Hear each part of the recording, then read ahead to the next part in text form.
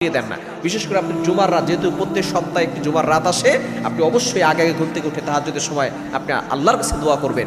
এবং আল্লাহ তাআলার গুণবাচক একটি নাম রয়েছে, এই নামটা খুবই পাওয়ারফুল নাম এবং আল্লাহ পাক রব্বুল আলামিন নিজে বলে দিয়েছেন আল্লাহর এই গুণবাচক নাম করে দোয়া করলে দোয়া কবুল হয়। কোরআন খুলেন, আল্লাহ পাক রব্বুল আলামিন নিজে বলছেন ৯ নম্বর পারা ১৩ নম্বর পৃষ্ঠার ৪ নম্বর লাইন, সূরা আরাফের ১৮০ নম্বর আয়াতে রব্বুল আলামিন বলেন ওয়ালিল্লাহিল আসমাউল হুসনা ফাদউহু বিহা।